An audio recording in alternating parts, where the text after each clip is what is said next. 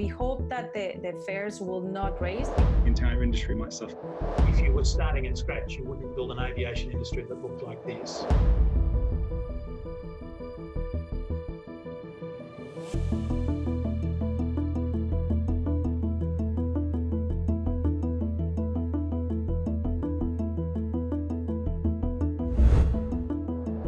If holidays are going to change, and airports are going to change and airlines are going to change, will airline fares rise?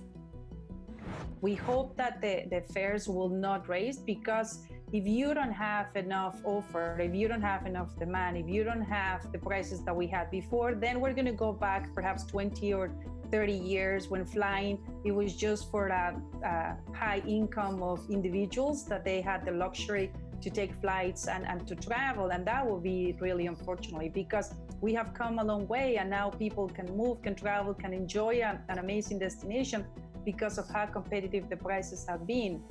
But if we increase the prices because there's not enough demand and enough offer, of course, then it's going to be complicated, and a lot of individuals are not going to be able to have a nice holiday. We've got quarantine, we've got new regulations. What do you think the future is of the holiday?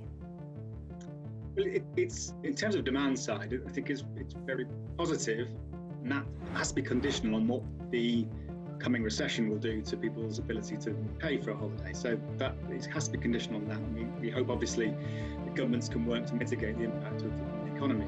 But when people have got money, they spend it on holidays, and increasingly so. I've just been speaking to one of our partners who does a price comparison for holidays, and they're seeing, they've done some research, 90% of people say they want to go on holiday in the next year for their clients. So there's definitely going to be the demand. I think the question is about supply now, because the airline industry is based on people's, well, it has to make money, as Andy says. They don't make that much money, but they make money when people turn left on the aircraft. Yeah. And they need people to buy those premium seats. And that business travel side of things is probably more threat than leisure.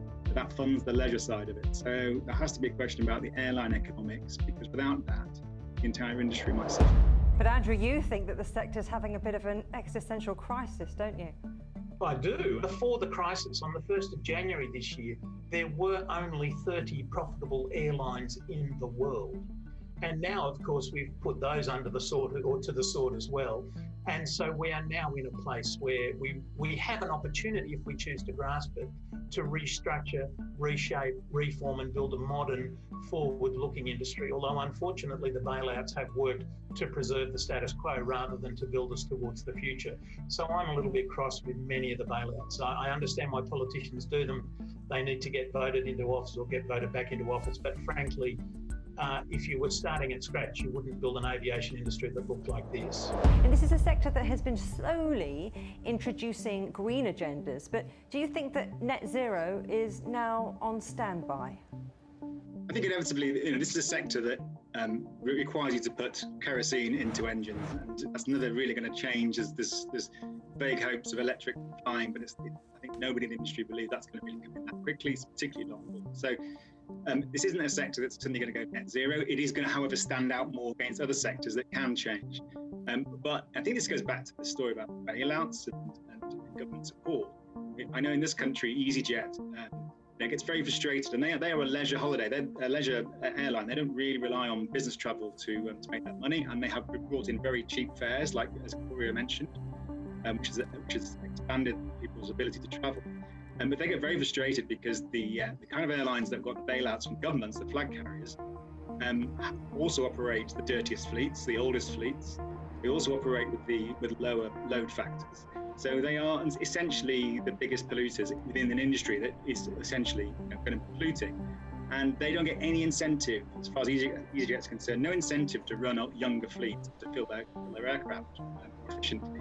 They pay the same amount in taxes, they pay the same amount in takeoff and landing fees and so on. And they feel that they're doing the right thing, but they're not incentivized to do it, and their rivals are not also incentivized to change their ways.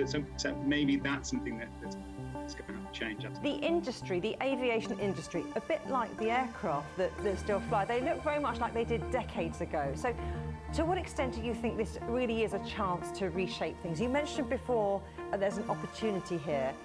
Practically though, is it possible? There's an old saying in aviation, it's impossible to change the engine while the aircraft is flying along. Well, look outside, they're not flying at the moment. So there is an opportunity if we choose to take it. In air traffic control, another area of obviously fundamental importance is we still control aeroplanes as if it's 1948. We use VHF radio and radar, both of which incidentally are World War I technologies, not even World War II technologies. There's an enormous opportunity for us to find efficiencies and sensible ways of controlling those sorts of things.